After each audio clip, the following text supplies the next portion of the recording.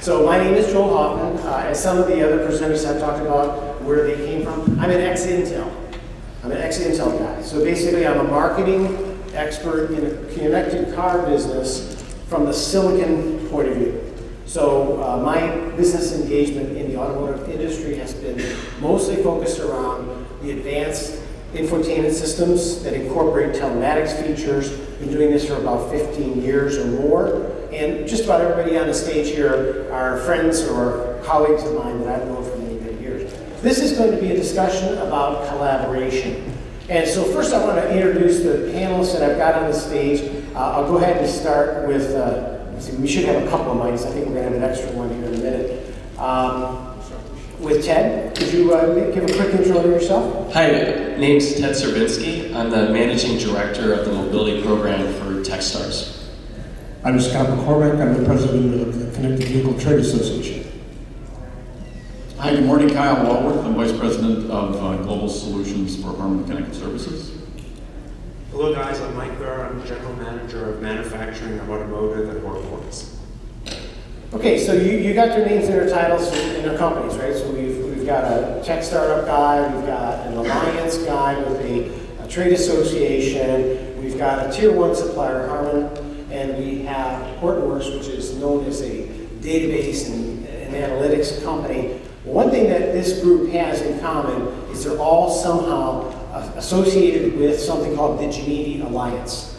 Now, GENIVI Alliance is something that I've been very, very close with because it was one of my major achievements, let's say, during my time with Intel, was to establish the GENIVI Alliance. And when we came up with the name, we wanted to have something that would be showing the, let's say, the melting pot or the common interest between all people. And we found a city called Geneva that sort of had that feel to it. People felt it was like the International City of Peace. But we're dealing with a topic called IVI, in-vehicle infotainment. So we concatenated the two parts together, made a nonsense word, and we're stuck with it. So GENIVI is what we have as this alliance. And as you can see from some of the points being made on the screen, it's a car community, open connected car community.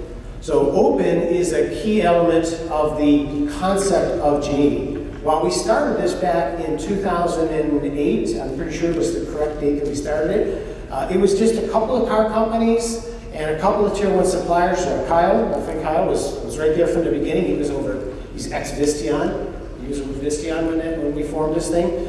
And we really had a boundary that we thought, well, let's just focus on infotainment, because at that time, the infotainment business was entirely a closed box. A car company put an infotainment system in, which is your head unit, that's all the electronics between the seats, between the passenger and the driver.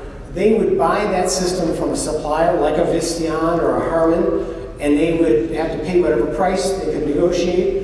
And they never knew what was inside, so they had to really work on their requirements, and it became increasingly difficult for them to have a competitive advantage. And if you think back 10 or 12 years ago, the head units that were sold in cars are way better today than they were then, because they couldn't keep up at that time. There was not enough community support to collaborate between multiple suppliers and work kind of like on a joint basis to develop something interesting. And of course, we've introduced all the cell phone technology to people that now want to bring it into the car, and we've gone through all kinds of cycles in between to try to figure out what's the best way to integrate the consumer's experience with the car experience. And car companies have come and gone as a result of some of the things that have happened in really the last 10 years. So GENIVI was formed to try to create a little bit of a buffer for that. And it turned out that we were able to attract over 140, I think, I don't know how many names are on this slide now. 150 companies. Now you can see we kind of got them ranked by category within the business. It doesn't necessarily mean that the ones on top are more important than the ones at the bottom. It just happens to be that, the OEMs, you pretty much have every single car OEM in the country, or in the world, is a member of GENIVI in some way. Now some of them participate real actively, and other ones just kind of sit back and watch to see what everybody else is going to do. Because GENIVI doesn't control anybody. It's an open community. You put in, you get out what you put in. So some of the members here have seen some tremendous gains in their business. They've actually defined new business models based on the creation of this collaborative environment. Now, we're here at the Autonomous Vehicles Show, and we're talking about self-driving cars. Well, that's a huge step up from infotainment and trying to just simply get the phone interface to show up in your dashboard or somehow bring your music into the car. Autonomous vehicles are an astronomical leap in engineering requirements compared to what we've tried to do even in this space. But this is a very hard problem. About 80% of the car's software exists in this element of the car. And that's a fairly well-known statistic now. It's not that exciting anymore because we have opened it up.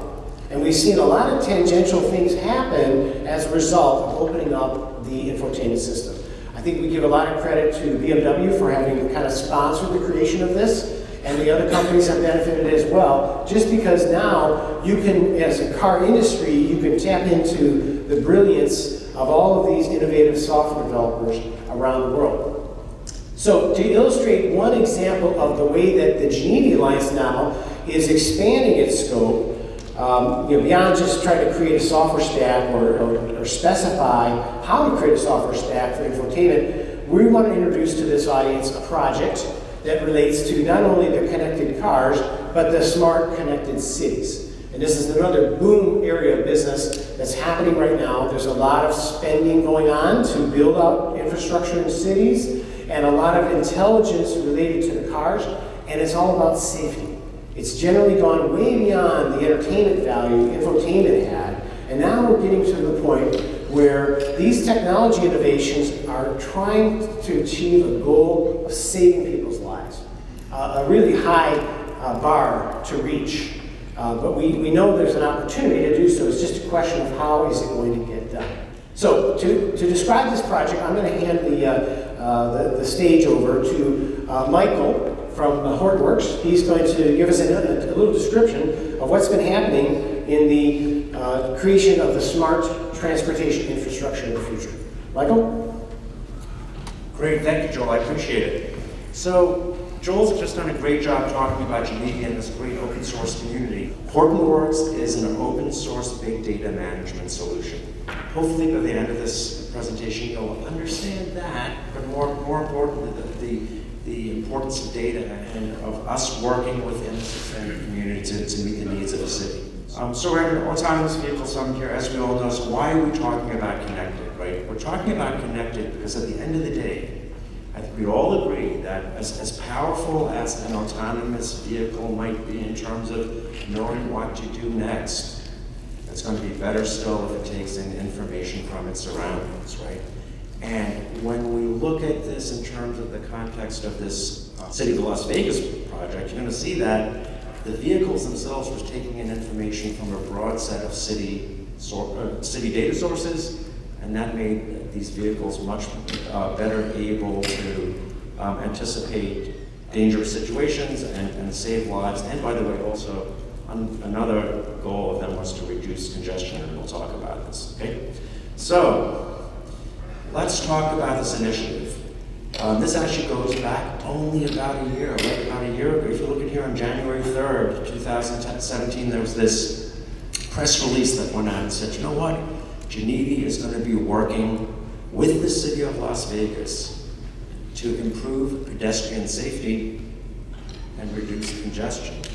And I'll explain to you why. The case for change here was, when you looked at Las Vegas had the unfortunate distinction of having the second most pedestrian-related traffic safety fatalities of any city in the country.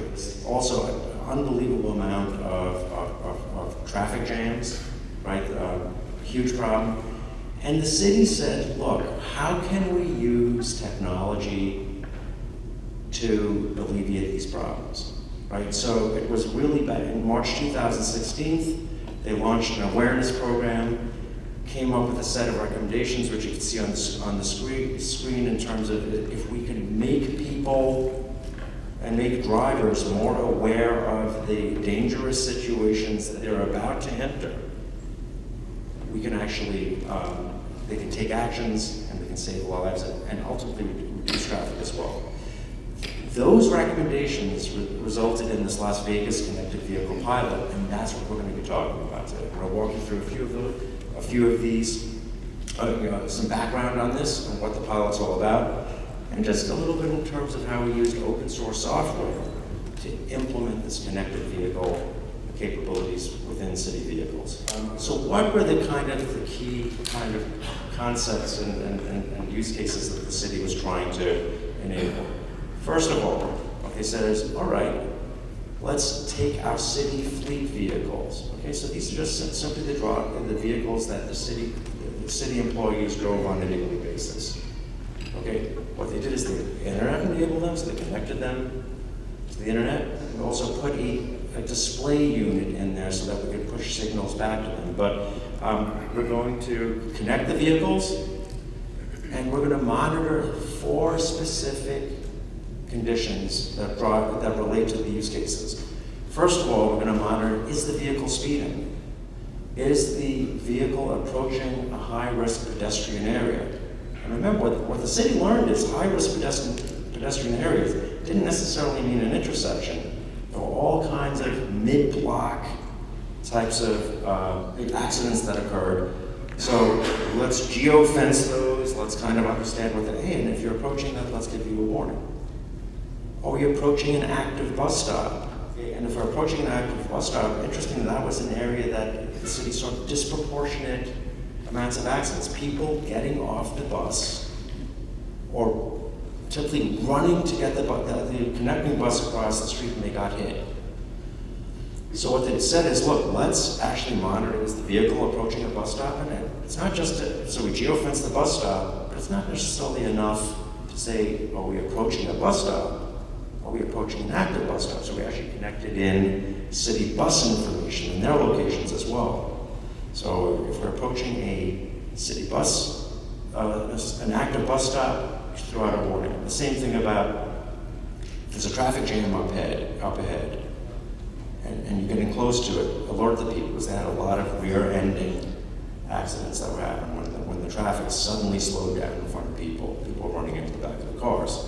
So, as I said earlier, in each one of these cases, if these conditions are experienced, we will send a message to the vehicle, okay? So, the key measure of success, and this kind of ties into, to the way we'll architect the solution we'll look down the line, is what they actually wanted to be able to do is to take all this data, collect all this data, and see, were there meaningful decreases in accidents caused by, as a result of people getting these messages, these warnings, okay, these alerts within the vehicle. Which meant we have to also then start storing this data, right, as well, so we could do some historical analysis. We'll talk more about that later. So that's the key measure of success. Less accidents. The traffic thing would be difficult to measure, but they're actually working on that, but we'll talk about that in a second as well. So where are we? Where are we with this initiative? So as you can see, we started in January, as we mentioned. We are actually kind of early on now. We had the first vehicle actually hooked up and doing a round trip of data happened within the last month. We got 5 cars. Guys, we're going to 150 vehicles in this pilot, right? And we're actually going to announce the results of the study. We're targeting January at the Consumer Electronics Show in Las Vegas, okay? So these are heady times right now where with this, we're proliferating the number of vehicles, proliferating the amount of data we're going to be collecting, processing, and analyzing. The key thing that we're finding time and time again is that there's a lot of interest in the smart car, smart city initiatives. We're talking to a lot, again, the GENIVI Alliance is talking to a lot of different cities now. There's a lot of interest. People are watching to see what the results of this are, and that's wonderful. By the way, you'll see there's a website there that you could go to, genivi.vegas. And there's a whole project site on there, so if you want to just keep up with what's going on there, please visit that site. So just another thing that just started happening, which is kind of cool, this was just rolled out this week. The city now has a command central where they can actually see, look, where the location of all my buses, and they could actually then also monitor those individual vehicles. So you can see on the right-hand side of the screen, that's an individual vehicle being monitored. You could see by the color coding what speed it was going at, what location. You could drill down further, right? We're starting to get all these vehicles connected. We're starting to, and what's important, you're going to see, we're going to be able to do some really great real-time analytics, okay, and warnings and all those types of things, which we'll walk through. Okay, so how does the solution work? This is where technology and what I believe innovation within the open source technology community really helps. And this is where you're going to see components from GENIVI, called their RVI server, and components from Hortonworks, which is, by the way, all open source, free, right? My company makes our money from supporting, we're the experts in that, because we actually employ a lot of the people who write this open source software. They're called committers. We employ 70% of them. Right? So we're experts in this area, and that's where we make our money. We support these solutions. So, but open source software, right? That's the key thread that I think is pulling a lot of us together here. So what is that open source software, and what are the solution components? Just kind of what we bring to the table on the left-hand side. You see what says data in motion? We've got a capability to pull data off of the city servers, right? So as that data is being streamed up from the vehicle into the GENIVI RVI server, we can pull it down, and then we can process it and execute all those use cases we were talking about. I'll talk more about that in a second. But then we also store all that data. See what says data at rest? I don't know if any of you have heard of Hadoop, but it's really the platform that big data is managed in these days, right? It's the de facto standard. And you store that data, and then you can do all kinds of historical analysis, and it's all open source. And what Hortonworks does is we take these open source components, and you can look at they're free to download. There are many different components, and this is one of the key things. All of these components are written at different versions and blah, blah, blah. What a company like Hortonworks does is say, okay, let's take those components, freeze it at a revision level, test it, and certify it. So we'll have versions of Hortonworks that are tested and certified, and then what do? We support it when people start using it. There's a paid subscription, and that's where we make our money, is on support. Okay, so that's just kind of open source software. How we play in there. We manage that data in rest, that streaming data, and we also manage the data that big data as you store it as well. All right. So how does this kind of work as a flow? It's kind of pretty cool. So this is the city of Las Vegas.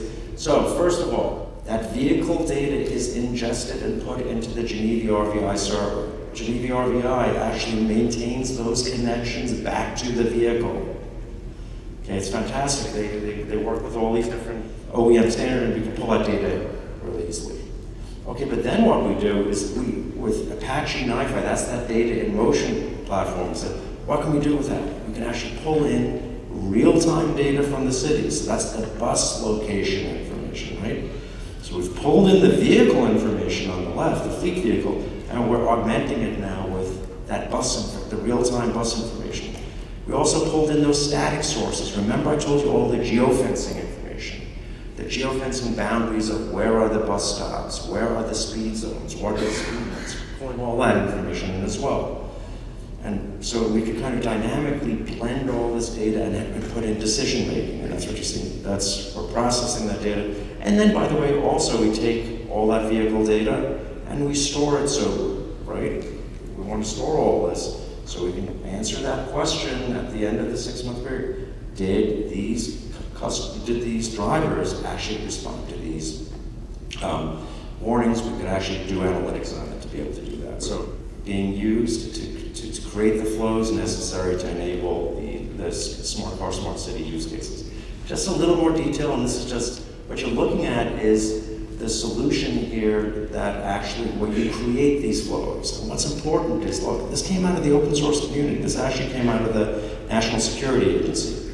What's cool? What's good about this? First of all, it's a graphical drag and drop user interface. So for people, I think we'd all agree with connected vehicle services and flows, who knows where this is going to go, right?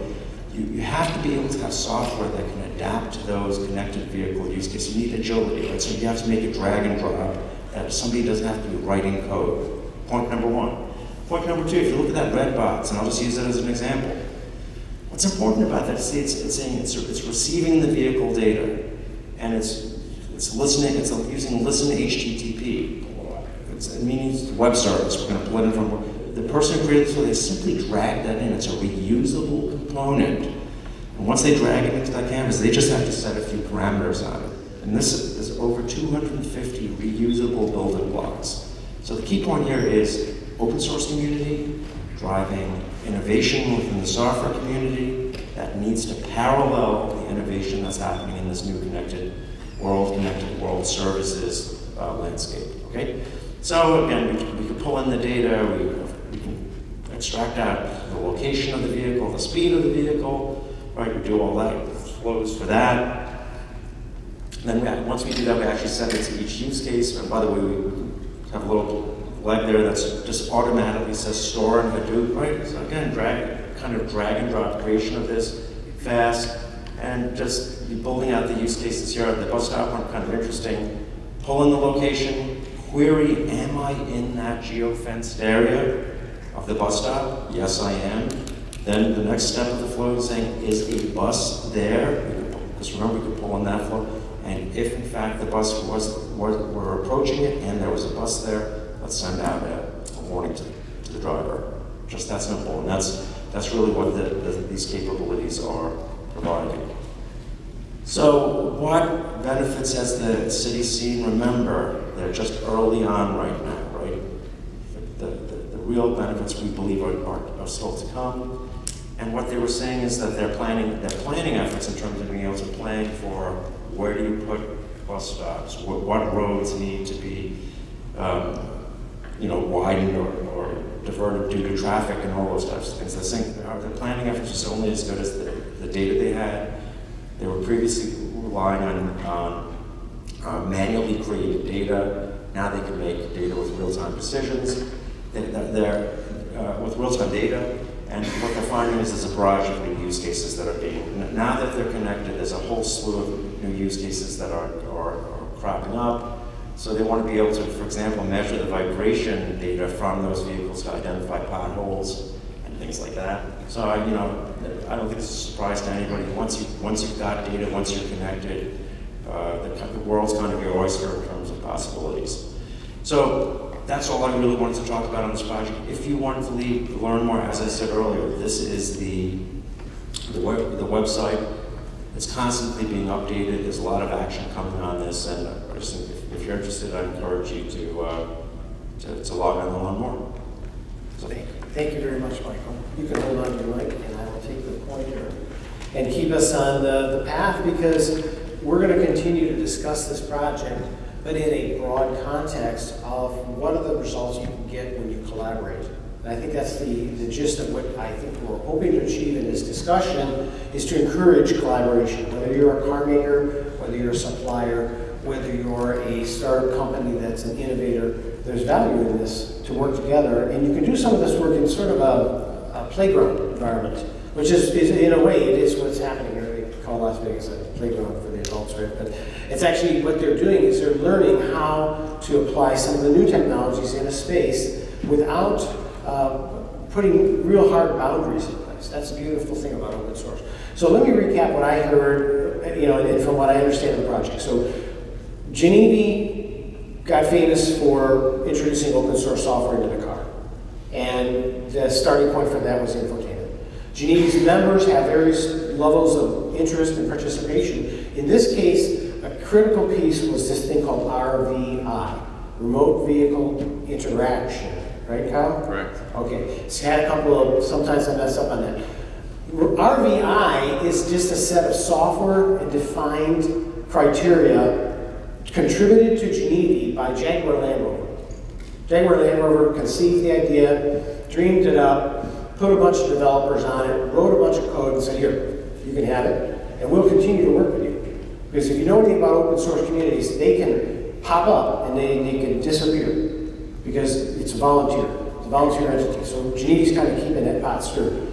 And what happened here, at some point, there was a connection made between the opportunity to apply RVI not just as an in-vehicle technology, because the original idea, the original demonstrations I saw for RVI was my cell phone, I press a button, and it unlocks the door.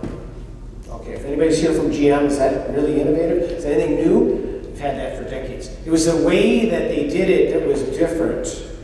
And so with that in mind, they started to see other places they could apply it. They reached out to some cities. And we had a lot of activity in the last year about cities and ended up being Las Vegas. Now I'm going to put Kyle on this spot because Kyle has two roles on this panel. One, he's representing, he has a long history in the Tier 1 community, and he's currently with Harmon Connected Services. But he's also been one of the board members of the GENIVI Alliance. So when GENIVI wants to make a decision on where they take a business strategy, if you will, as a nonprofit, the board members have to drive those decisions. So how did this happen? What ended up happening that was different dealing with a city coming from GENIVI as a consortium versus some commercial company like Harmon going after them? How did that come together? That's a great question. So, it's this ecosystem, this connected ecosystem that we live in goes well beyond the automakers and the Tier 1s and the ISPs and the OSPs. And it was very apparent, to answer your question directly, how much the cities are interested in these interactions and need this data, but also how really disparate these different municipalities are. There's a lot of opportunity, I think, for a lot of companies. They can figure out how to work with these smaller entities to aggregate everything up into a much bigger, Hadoop database that all cities can then, generate the benefit from. I wanted to expand it just a little bit as well, Joel, on getting back to the GENIVI side. And GENIVI started just as an infotainment, pretty isolated, inside a metal box. And as a board, and a lot of this led by Matt Jones from JLR, Jack Rover, as you mentioned, Joel. We decided at one point, obviously the infotainment system is one of the central connectivity points along with the telematics control unit to the outside world, and that we really needed to extend out to the rest of the world with remote vehicle interaction. So as an alliance, and again led by a few companies in particular, we started interfacing with other standards board bodies, such as the World Wide Web Consortium. So in addition to this RVI code, there is a standard vehicle signal specification that has been published by GENIVI and in concert with the World Wide Web Consortia. So now any OEM that wants a starting point or wants to take a carte blanche has a standard that they can work with. And the hope is that we get beyond, the auto industry is very close to the chest, every company is very close to the chest, especially on the top of data. But the hope from the open community is that we can create a standard interface because these municipalities really need one standard interface, right? Because they don't know exactly what their fleet is going to consist of, but it's probably going to be more than one specific OEM worth of fleet vehicles. So hopefully that answered the question, Joel. Yeah, it's really helpful. I'm glad you brought out some of those points, Kyle. And by the way, I'm sure that you've all noticed we have turned off the teleprompters. So this is completely unscripted. We're following the flow of the dialogue that happens in a collaborative environment. And I'm glad you mentioned about the standards, because GENIVI puts out a specification. But what is a standard? A standard is one that's fully adopted. And the approach to establishing standards has gone through a tremendous amount of adaptation in the last decade or so. We all rely on standards for things like how to plug our devices into the wall, or maybe the USB connector that might have been standardized by Intel or somebody that made the parts first time. Well, it wasn't until everybody adopted it that it became a big deal. And these standards companies now are realizing they have to stimulate adoption of technology standards. And to do that, you have to have software. And most software has to be developed under a paid contract. So someone has to take the determination that this standard is going to catch. Have you ever heard of WiMAX? WiMAX? Okay, do you think that we have a lot of WiMAX networks out there? Do you want to know how many billions of dollars Intel tried to spend to try to make that a standard? Well, the technology was all there, but it has so many players to participate, and they had to contribute a lot. So now the model is, okay, let's not worry about the standard, let's just start with the software. Let's write the software and then contribute the software collaboratively working together. And this is where you're seeing the new switching technology and telephony happening. Most of the switching technology that's supporting 5G is coming from open source projects that are driving software that are going to go into those switches and make that thing possible. So we kind of have these two models that are working sometimes one way, sometimes another. Now, I want to have Scott here because Scott, he's been working in the connected vehicle space.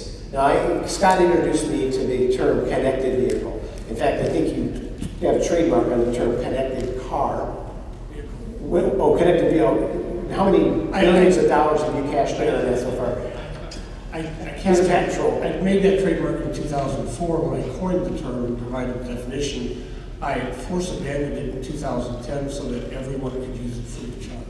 Isn't that nice of him? See, he could have been a billionaire. He wouldn't even be on the stage. He'd be off, somewhere enjoying his time off. But the idea is that you have to work openly, otherwise it would never have caught on. If you hadn't done that, you probably wouldn't have had very many people adapting to connected vehicles. But I draw the contrast. Connected vehicle is sort of a coded, government-oriented, defined system that is often associated with a protocol or a technology called DSRC. And DSRC is a protocol that many people in the room probably know about, or they've heard of at least. And it relates to the radio, the antenna, effectively that's in the car. And we heard a speaker earlier today mention that, that's going to be mandated, the DOTs are going to be mandating that. Scott was the first one to tell me that is going to take a long time. It's going to go through multiple presidential turnovers and generations because you really have to do a lot of complicated things to get a government standard to mandate, especially one that's going to put a burden on the car companies to put hardware that the customer's not going to pay for. So even if it's $100 of extra parts, that can make the price of the car go up a lot. So I wanted to make sure that Scott is here. And Scott, can you kind of give us an idea from your impression of today's talk with with this idea of having a big data kind of at the center of things? How does that relate to the approach that has been taken thus far, where generally it's like, well, all the cars have to be running DSRC, all the streetlights have to be running DSRC, all the this and that, all of that. How is it different? Do you see any contrast there? Do you see any opportunities? Well, yeah, let me provide a little clarification here. The original trademark for connected vehicle was bidirectional communication in any communication protocol. Okay, so it wasn't DSRC, it wasn't cellular, it wasn't Wi-Fi, it wasn't satellite. It was the term applied to any bidirectional capability that a vehicle would have to communicate road weather and traffic information. The specific DSRC, which there's 75 megahertz of bandwidth at the 5.9 gigahertz frequency, which is about 50% more bandwidth than we have for cellular phones that are allocated for safety message sets. Now, the DSRC bandwidth is currently in use. It's used by our missile systems. Fortunately, those aren't next to our roads, so we don't have to worry too much about any interference. The purpose of dedicating that is because it had the lowest latency. In other words, the time for the signal to get to where it was going was less than 1 millisecond. Typical 3G, 4G cellulars is about 20 milliseconds. LTE is about 10 milliseconds. They did witness the test in China early last year of 5G where it was less than 1 millisecond. So the issue is really threefold. It's not just about the speed of the communication. I can't wait 20 milliseconds for your car to tell me you're on ice. I can't transmit it to a cell tower and back. I have to have that directly from you. The other thing is that it's the most secure form of communication. Everyone knows that Wi-Fi, cellular, even satellite can be corrupted. The construct for dedicated short-range communication, as developed by the VII consortium over the last 12 years, was that the vehicle can only send a specific message set, the car can only receive a specific message set, and it can only do certain things with it. So if somebody hung some extra code on it to transmit to the vehicle, the car wouldn't do anything with it. In fact, it would disenfranchise you as a sender. So it is the most secure form of communication. It has to be fast, it has to be secure, and it's free. Now, having said that, 5G point-to-point, which is where your car would have a transceiver in it, essentially becoming a little cell tower, if you will, transmitting for a kilometer, is a potential to do the same thing if you can resolve the security aspects. The problem is that since you're not paying any telecom for any data plan, they're loath to advance it. It's being advanced very rapidly in China. I'm the chief advisor to all the connected and autonomous vehicle programs in China as well. And so that's going forward. But with respect to the United States government, they're looking at mandating this to help because they recognize it can reduce 80% of the accidents that we see. The problem is with the administration change, a couple of things are causing that whole process to be delayed. The first one is that there's several thousand appointments that haven't been made. So there's acting administrators and other functionaries in a lot of positions that aren't empowered to make any decisions. The other thing that's causing a problem is that there's an executive order issued very quickly after he was inducted and the president was inducted that said for every regulation you want to put out, you have to remove 2. That doesn't affect the rulemaking for DSRC because that happened previous to that administration. But the problem is that was actually put in place without a good understanding of how government works. It takes just as long to remove a regulation as it does to include one. And the reason is because every regulation has beneficiaries. So now if all of a sudden you're going to stop a regulation, you have all of the lobbying, all of the people that were benefiting from whatever that regulation was are now going to delay the process. So that's causing this huge delay in terms of when things are implemented. The third thing that's happening is, yes, they've made the statement, the Office of the President made a statement about a $1 trillion infrastructure budget. Since 2012, Congress has appointed me as one of the advisors to whoever the Secretary of Transportation is, and Secretary Chow, has made a statement to us that we don't know where that money's coming from, and we've been working with her to understand that any changes you make, such as this, are beneficial to the infrastructure, not just look at shovel-ready concrete, bridge, etc. projects, but look at advancing where the state of the art is going forward. So and what's been happening is places like Las Vegas and California and Michigan and a variety of other places have recognized the value of doing what they're doing and are starting to move forward. And to your example, you can use Wi-Fi. Another example, and this is what we've been telling the Secretary for a couple of years now, is that because of the adoption rate, if tomorrow every car maker put out cars equipped with DSRC to give you road weather and traffic information, it would take 7.5 years just to get half the population of the cars equipped. It would take 15 to get them all, because we're going to replace 6.7% of our cars every year. But if we can transmit the road weather and traffic information on both 4G and DSRC, if I'm on black ice and you're right behind me and you don't have DSRC, it doesn't help you. But if you're 4 or 5 cars behind me, that 10 milliseconds is fine. I can get it on my phone. It doesn't give the car the ability to stop, but it informs the driver. And the issue is one of making the world safer, not necessarily populating a single technology, because technologies evolve away. That's fantastic. A tremendous amount of information about the way that these standards evolve and how they get implemented through regulations. That's one aspect, that's one path to accomplish, and it's a vital path. I think, Kyle, I remember you saying one time, car makers don't put things in until they're mandated to do that. We probably wouldn't even have seatbelts if we didn't get at some point a mandate for that. So the consumer has a draw, there's elements of that. You heard about this project with the City of Las Vegas, that is actually happening now, and the city is getting some benefits from it. There's no mandate involved. There's no new protocols involved. There's no new technology standards involved. It's about the collaboration that was achieved in the project. And we see, as we look through the lens of the future for collaboration on an even bigger level, is cities need to share information with other cities.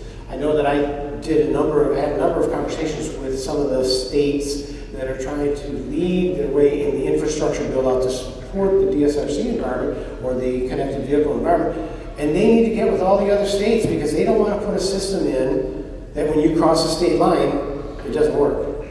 So there's a tremendous amount of work to be done, but we're proving somehow that there's some progress here. And I wanted to give Ted the microphone now because you brought a couple of interesting companies, and I think that those who were here this morning listened to some of the startups that have new innovative ideas.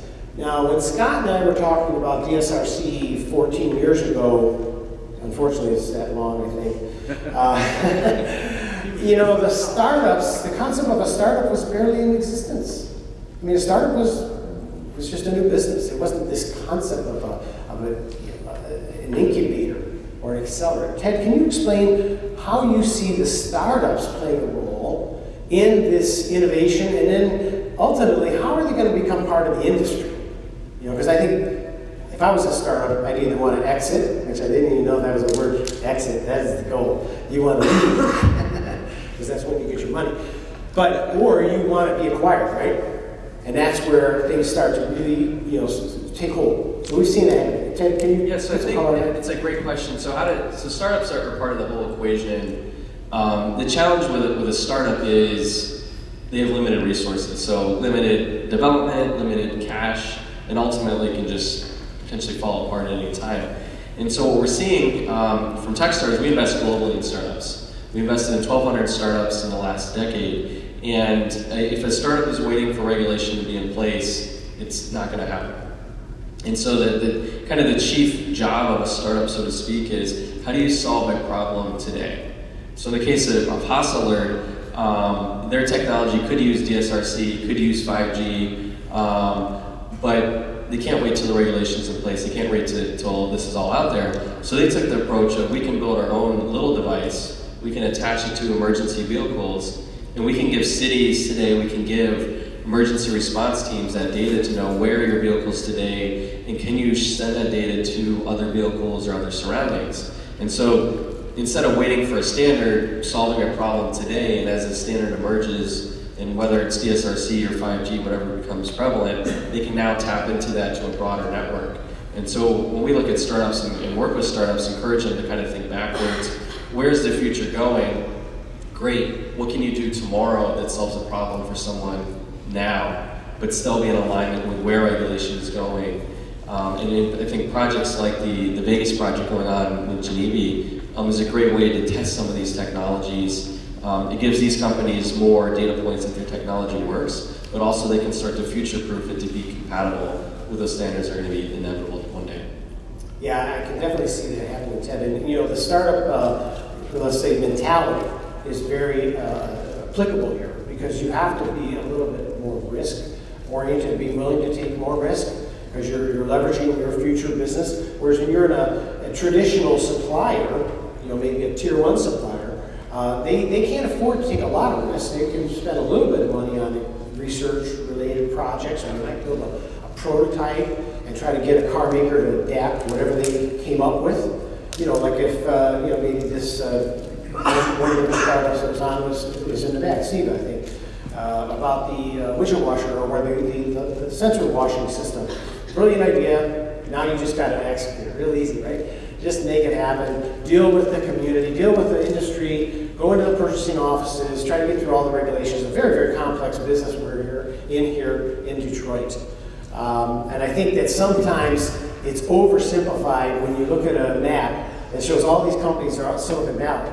Well, yeah, they're going to build cars up there, right? Well, there's been a couple of successes, but not too much as I think people thought there was going to be. It's a hard business we're in. So if you could get a startup involved in a project like Las Vegas, and then you have GENIVI there to kind of shepherd you, is that a winning combination, Ted? Yeah, so I think we look at partnerships as just synergistic. It's a 1 + 1 is 3 outcome. And so some of the startups that we invest in are dependent upon certain regulations or certain things being in place. Dirk, for example, is kind of preventing that traffic accident by looking at risky behavior, risky drivers, and alerting other drivers that someone's about to run a red light or there's a pedestrian crossing. I think in this space, inevitably, anything that's out there, any vehicle, there is some sort of regulation, whether it's a standard on how that car is built and tested, approved by the government, how the city enforces the rules, how the state enforces the rules. This is true across the world. Doesn't matter what kind of region you're in, there's going to be different rules and different outcomes.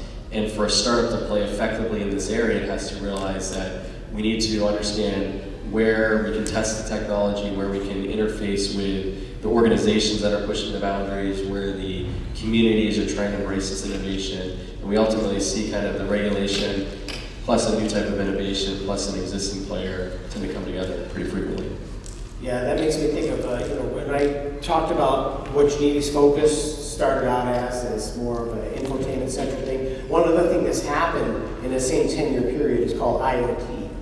We put a name to all these, billions and billions of potential devices that could happen. And so that's helped a lot because now we have startup people that are looking at that business opportunity, knowing it's going to take some time to mature. They want to get involved. So I think the collaboration story is working fairly well. I see, what did you bring us? You got some coffees for us.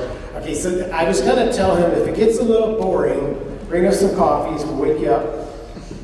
Actually, you're the ones that are boring, I think. Hey, Joel, I'd like to mention that in Like another one? Copy? I'm fine, thank you. In 2004, when we incorporated the Connected Vehicle Trade Association, our tagline was communication, collaboration, consensus. We still strongly believe that's the only way forward. So it's the only way to go, and that's a kind of a breakthrough, though. You believed it then, but I don't think it was well understood or believed 10, 15 years ago. And now it's gotten that way. I've heard an expression once that the auto industry becomes very open when business is bad, and then they close up when business is good. And here's a man in the front row, used to be a Volvo guy, right? And he's saying absolutely true. Well, when business is good, they don't need anybody. Well, I think they're keeping the open space. Business is generally good right now. The auto business is doing okay, and in some parts they're doing fantastic, right? Generally, we agree. But they're more open than they ever were in those downtimes, I think, because it's a bigger problem solver. Michael? I'm trying to. And, I was just going to say it's exactly the same thing in the software industry, right? I mean, the amount of innovation that's in the open source community is tremendous, and just witness the fact that every OEM, and probably most suppliers, but every OEM is using, say, Hadoop to manage big data. It's been adopted into their organizations, and that's open source software. So that is where the innovation is happening. I think that these communities where this collaboration exists, you just see innovation, just coming forth really quickly. So, and just to jump on that too, I think I wrote an op-ed for VentureBeat where I think the future of automotive mobility is actually driven by open source. I have a decade being an open source committer to the Drupal framework, and to me right now we're seeing from an automotive side, and one project in particular, OpenROS, kind of testing autonomous systems more at the R&D level, where we haven't really seen open source be adopted, at least from my viewpoint, is really kind of at the commercial, the final production point. If you look at Google, Facebook, Apple, they're using open source stuff in production, and we're not seeing that in the automotive industry just yet. I mean, maybe I obviously don't know everything, but when we look at the software Silicon Valley mindset versus the Detroit mindset, Silicon Valley, hyperdense, Apple, Google, Facebook, they're all within a couple miles of each other. We see the same people jumping around those companies, open source projects, a lot of collaboration. When we look at Detroit, we have Ford in Dearborn, GM downtown or up in Warren, Chrysler up in Auburn Hills, 20, 30, 40 miles apart. We have this very siloed off nature. We don't have this concept of how do we share, how do we be collaborative, and I think GENIVI is one portion of it, but how do we take that many, many steps further? It's not just the automotive part, but how does it interface with the city? I think there's one fundamental difference that people tend to not mention, and that's the liability. If your open source program screws up on my phone, I throw it away and get another one that looks just like it. If it screws up on my car, it can kill me. So the good thing about, and I fully agree with both of you guys, but Ted in particular, that open source is not being used widely in automotive. But one good data point that I have just been kind of going through my own statistics, but when GENIVI was started in 2008, no one was using open source actively in any projects that I know of. And this year, 85% of the OEs have a Linux head unit in one way, shape, or form in production or in series development. So how we get beyond that is going to be real interesting because, of course, as Scott mentioned, it's the safety domains that obviously get more important right now. Infotainment is an entertainment domain, and information domain, so it's easier to introduce Linux. But we have seen other industries start, and then hopefully waterfall across the board. But definitely a good statistic to finally get open source into vehicles. I want to throw some numbers against that. Maybe you don't have the answer, but I have heard once that somebody calculated the cost of writing one line of code. Does anyone in the panel have an opinion on that? No idea. I heard something like, I think it was $50,000, one line of code. Now that's after it's all bogged down and that code has been thrown away and another one's been replaced. But basically the net value of software is so high, and that's why people want to hold on to it. They want to keep that as intellectual property. But the model doesn't work anymore because you can't scale one company up big enough. Even, like you said, Apple, Google, these guys say, oh, use open source. Well, yeah, right. But they also add a lot of their own stuff, and they also package it and seal it up so that they have to support it. They can't support a loose project. Now, Michael, your example with your samples that you showed on the screen there, you showed some open source projects that are not really owned by anybody. They're owned by the community, right? Correct. And those are just you take what you want and you go with it. Absolutely. Yes, there is no ownership of it. And interestingly, and the way the foundation works, they're all Apache Software Foundation projects, and there are committers who actually are in charge of being able to say what gets approved and gets into those. But it's all the feedback of the community that dictates what goes into the next releases and the work that they do. There is no notion of quote-unquote ownership, to your point, of those software components. And so that's a two-edged sword, right? If nobody owns the code, then it's possible that it may have bad features or bugs in it. But how many people use Wikipedia? All the time, right? Do you trust it? Is it right? You can edit it. You can change it. Just as an individual. How come it doesn't get way off? It's pretty much right. It's pretty much correct all the time. Because the community has some sort of underlying interest. Everyone has an interest to have the correct information out there. If you have a personal determination that your own entity is represented somehow on Wikipedia, then you're either going to send them $5 or you're going to go in there and you're going to make a couple of edits somehow to correct some mistakes. That's kind of how open source software works, but the structure of it is really quite astounding. You'd be amazed how orderly the engineering development, the process of writing code, such that open source methodologies are being used inside of corporations in closed projects now. A lot of the technologies and the tool sets that they use, I'm sure it's true at Hortonworks, but it's even true with companies you wouldn't even think they use open source. And I've worked with quite a bit with the Yocto project. Yocto project is a build system for building small embedded Linux kernels.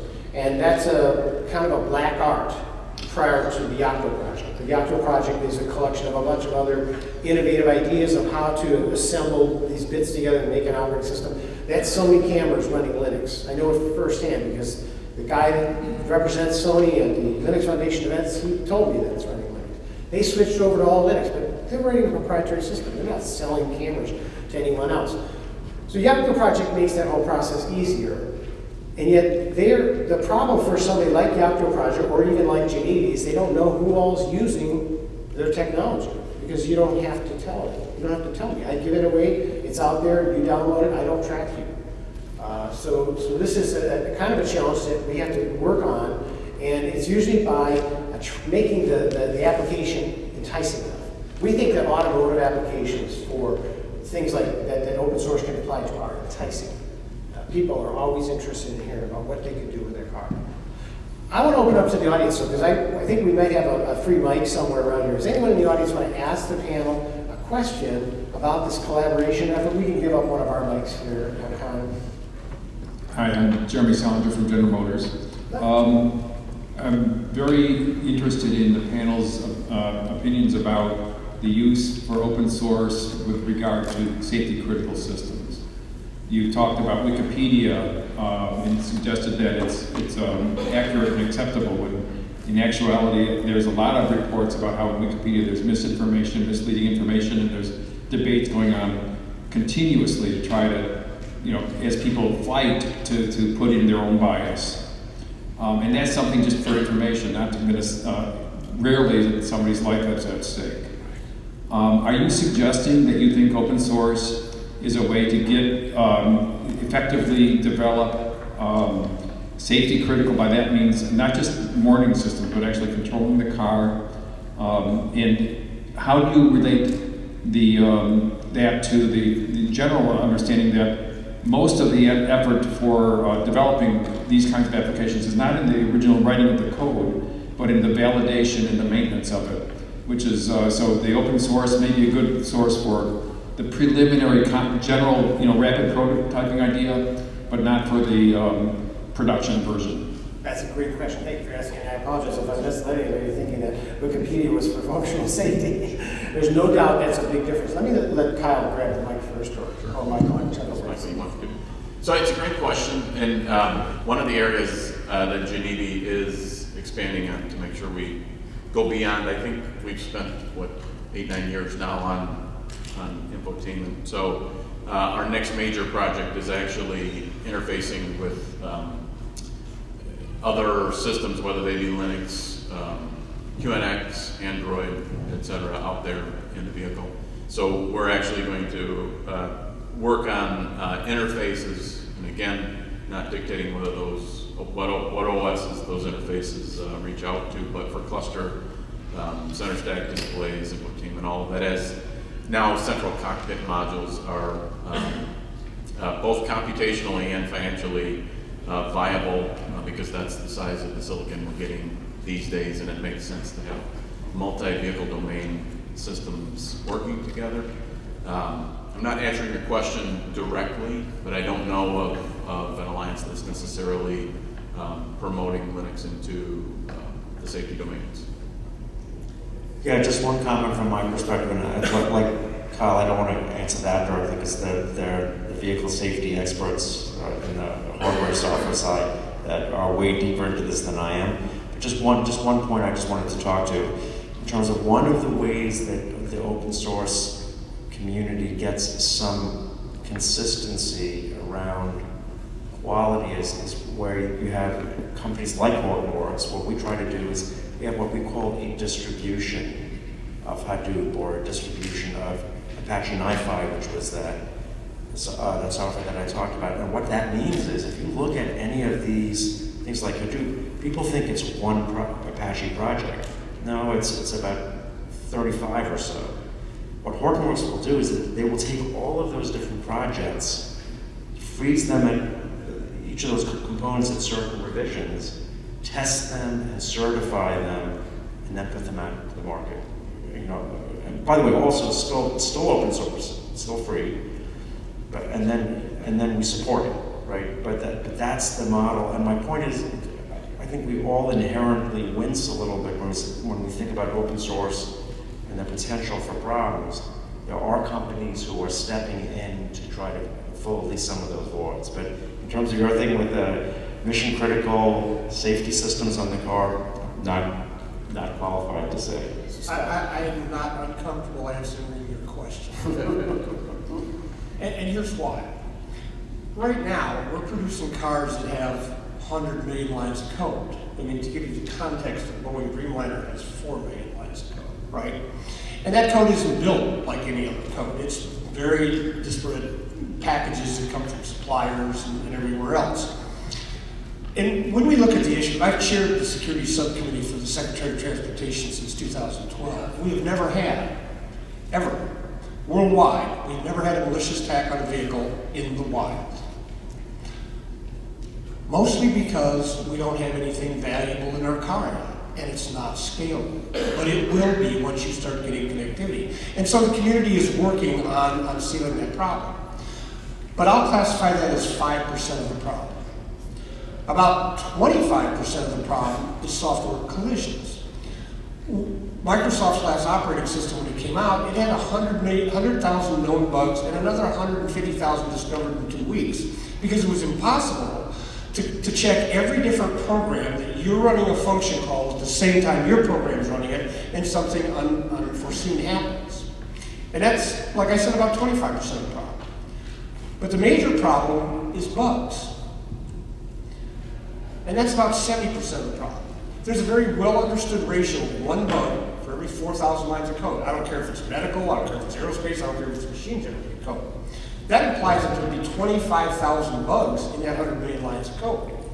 Now, back to my point about a handset, if there's a bug on an app, I throw it away, get another one that looks just like it. If there's a bug in the car, I'd like you to consider which is an easier way to solve the problem. By addressing it through open source and the massive community that's there, or your guy Kyle down in the IT room that helped write part of that program is now going to spend the next couple months trying to figure out what went wrong, and it may have been caused by a problem from his part. So my answer is that you should be considering it, because with the scalability of the software, the ability to resolve problems is going to be much easier, and you have a much wider community to draw from. One thing to add to that, the best way to think of open source, it's not all or nothing. It's a layered approach. So open source at its core ultimately is solving commodity type things. So maybe it's object detection, or knowing this is moving, or this is stopped, or certain distance from a collision. You want to kind of get that base layer functionality as robust as possible. And so an open source approach allows you to leverage thousands, hundreds of thousands of developers worldwide. As we see turnover in teams and the average kind of lifespan of a corporate person dwindling from decades to years, if you have this great team that builds a system for you and then two years later they're gone, who's going to fix the bugs? If it's open source, you have more of a community to rely on. There is still a layer, the GM safety layer, that's where the biases come in, where however your GM thinks about safety, they add in some of the functionality that kind of tweaks it. So it's maybe 80% reuse common components, 20%. And so now you've shifted the long-term maintenance from maintaining 100% of your code to 20% of your code, and just the other 80% is more managed from other open source components. So I think it's more of a hybrid approach there, but you get a lot of leverage when you can use open source, but it's got to be a top-down approach. And I think the Googles and Facebooks use open source because they're developer-led companies. Those CEOs were developers. The challenge of the automotive industry is it's now trying to become software-driven, and it doesn't have a deep history of being software developers. So there you have it, 4 different answers, right? We don't know the answer necessarily, but we're contributing to the answer by encouraging this collaboration. And I think that's the biggest thing. It's not so much always the code. In fact, GENIVI doesn't really produce a lot of code. It has a couple projects that are very interesting, but it's not our objective to try to, create reams and reams of code. It's more our objective to create reams and reams of collaboration. And I will say this, my personal experience coming into the formations of the GENIVI Alliance, those first few meetings where we had engineers from Harman, from Continental, from BMW, from PSA, let's say 5 or 6 different companies, they wouldn't talk. They'd be in a meeting and they'd say, okay, we're gonna talk about this now. And they wouldn't talk because they were trained not to talk to any kind of a competitor. And I'm sure this happens in every car company in the world. We had GM there too at the time. GM, in fact, was one of the founding members of GENIVI Alliance and maintained a participation level for a long time. Now they're doing other things, but they're still going to benefit from it. So I think that's the kind of like the magic behind it. It's not just a Linux solution. It's the idea that we take a few of the walls away so that we can work on those bugs together. And there have been a lot of studies done about the quality of software code. And obviously, functional safety software code should have 0 bugs in it, but there is no such thing. Does anyone have software that has 0 bugs? You wouldn't need updates. And you get a lot of updates on these things, don't you? Those are called bugs. So we have a situation where we have to live with bugs. And interestingly, just in a couple minutes, we're going to wrap up. But RVI has a capability for over-the-air updating technology. Now, we know that every handheld device that anybody has the ability to update it. Even my mouse has updates coming to it now, or my pen, or anything else. It didn't seem to be that hard to figure this out, how to send software to a device anymore. It's kind of been, that problem's been solved. And yet, how many cars on the road have over-the-air software updates, or something you don't have to go into a dealership for? What percentage of cars? Well, let's qualify that first. The big issue for over-the-air updates in the automotive community is the third-party repair shops. The automakers that have over-the-air, they don't want to give third-party repair shops the ability to do those updates because they're afraid that and they're legitimate, it's a legitimate reason, they're afraid that without having some control over it, that access may be put into the wild and allow people to program.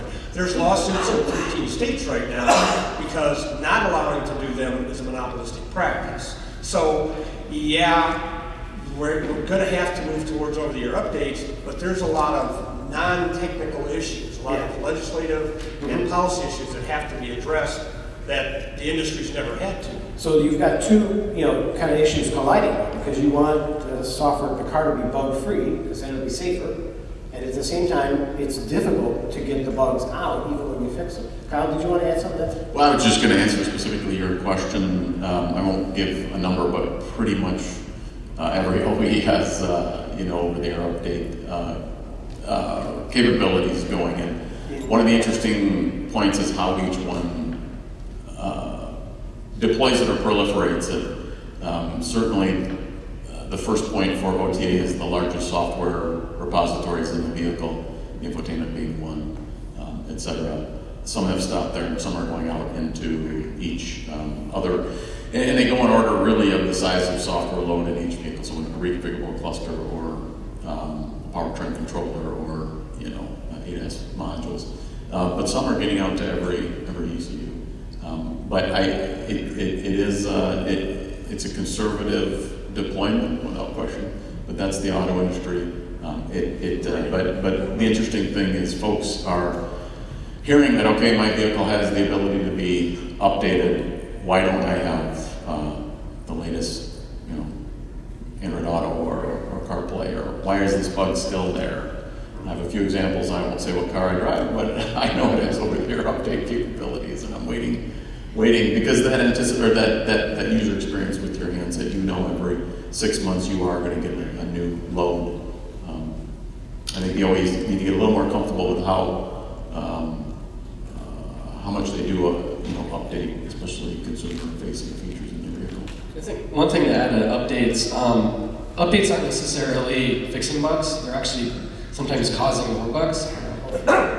And so we have a Jeep Grand Cherokee, and I love it, and every time we bring it to the dealer, like just for oil changes, it was getting some updates. And last time I went, I'm like, oh yeah, I need software updates. They're like, oh, we don't do that anymore. And I said, what do you mean? They're like, well, only if we report a problem, because we realized that we were updating stuff and then causing more problems.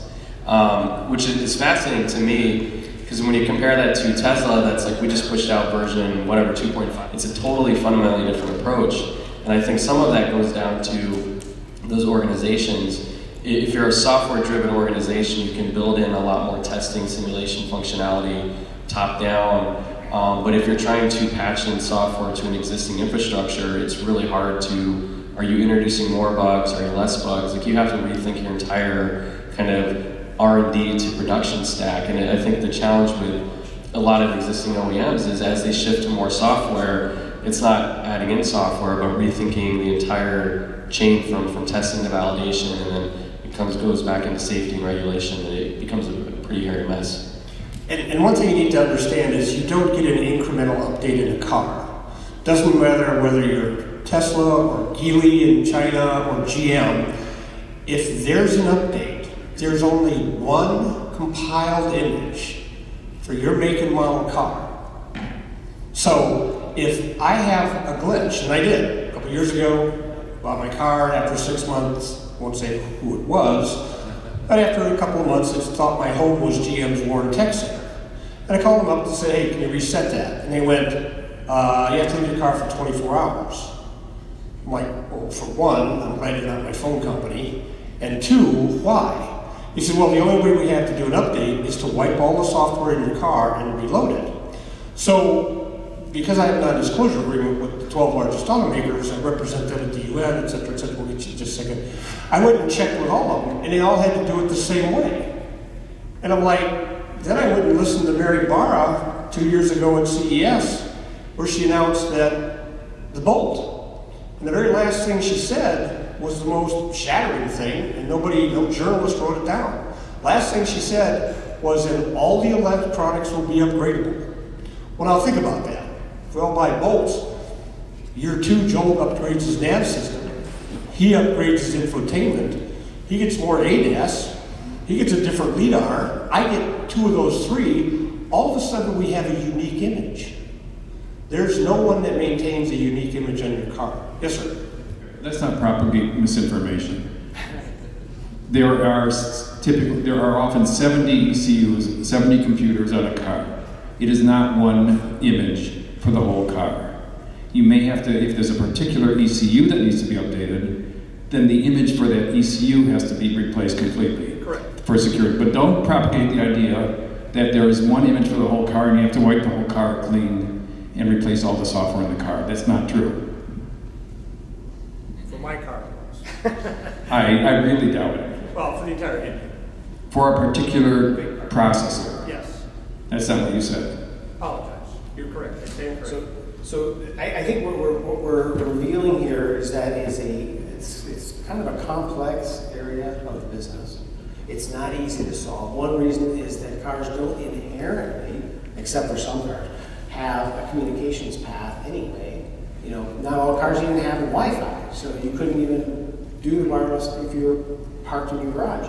So there's one element there that seems to have taken the model that's applied to our devices away from the auto industry in terms of its engineering. And I think at the same time, we have to show a tremendous amount of respect for the complexity of the engineering work that goes into in designing a car. As Kyle, you say, all the OEs have over-the-air update programs somewhere in flight. They may be conservative about how quickly they're rolling them out. You mentioned that, yeah, well, there's one company in California that's all they do, is send out updates. That's not really for us to discuss here. It's more of a matter of appreciation for the complexity of the business. And the complexity of the business can be offset a little bit by working together, by the collaboration. And that's the message of the day. So if there's any other questions, we have just about 1 minute to take them. 5 minutes. Good, we have 5 minutes. Here's a mic. So when you're talking about collaboration, and this is probably more of a question for Ted and probably GENIVI in general. So with the startups, again, it's great, the stuff that they're doing from innovation and things like that. But one of the things where it seems like it falls short is not understanding how hard it is to be in the automotive industry. So, hey, it's great, they're leveraging cutting edge technologies and things like that. But who is working with them to make sure that they understand what's needed for it to actually be into production versus just, being, hey, this is a great cutting edge technology kind of thing. I mean, you can look at, on a larger scale, how long it took Tesla to actually get out into the market because it was a lot harder. That Faraday's falling on hard times because of the same reasons. So just looking for your take on how you were helping to grow that tech side of things so that they understand what it means to be within the automotive industry. Yeah, so we invest, the startups we invest in come from all around the world. And one of the things that we really focus in on early on is if you're here to rely on a partnership, you're here for the wrong reasons. So if you're here to, I want to work with an OE or a tier one and that's going to make my business, then you're in the wrong business right now, at least in my mind. Because you're an early stage startup and you're relying on a very specific outcome. You're kind of putting all your eggs in one basket. So a lot of what we try and focus on is there other ways to create value, solve problems without relying necessarily on a partnership. So if you're trying to get something inside of a vehicle, that's not necessarily the best route. Maybe working with a GENIVI or something becoming part of an open source could be another route, but we're almost looking at what are things that are complementary to the vehicles today that don't require a heavy partnership or integration. Some devices can go, like SIVA could go direct into a car and be an add-on, or it could go right through aftermarket or trucking. And so I think the companies we look at, are there other opportunities to create value that exist outside of that partnership? And it is super, super complex. And the one way that we do combat it is, I don't know everything at all. But we have our companies meet over 200 mentors during the program. So some people